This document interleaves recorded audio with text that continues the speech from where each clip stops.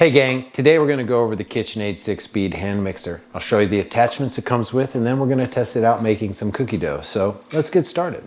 So let's go over the features and the accessories that come with the Kitchenaid 6-speed hand mixer. First thing you're going to notice is it comes with some really nice beaters that've got these silicone tips on them. So that reduces the noise you get with the clattering of the beaters in the bowl, as well as, and let me show you the ejection button. So right up here is the ejection button. So we're just gonna pop those off. And as well, this is an open beater. So it doesn't have a post that goes from here to here.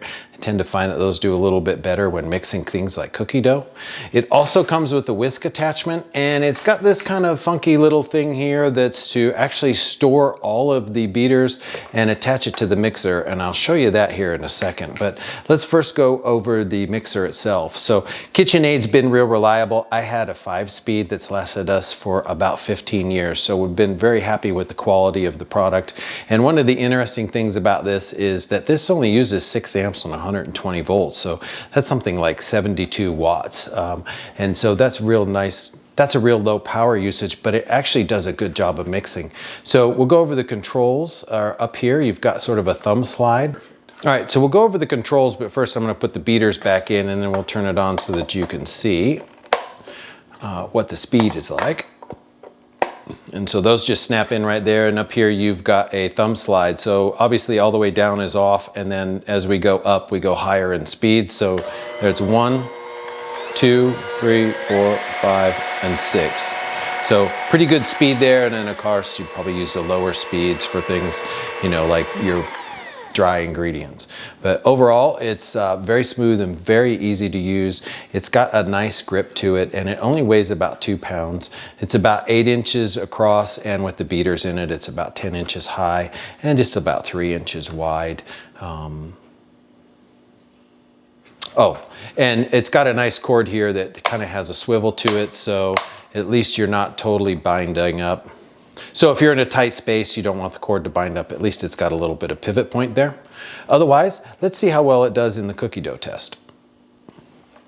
Oh, okay. There you go.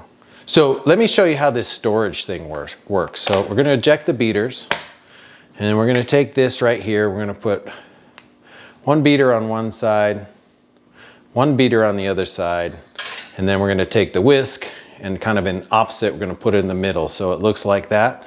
And then on this side, you notice you got a large circle and a small circle. If you look on the mixer here, you can see that. You're just gonna snap that into place.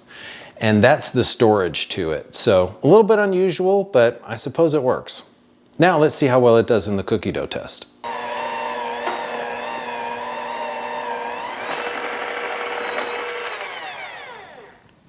And so I do like these silicone tip beaters because they're a lot quieter on this metal bowl.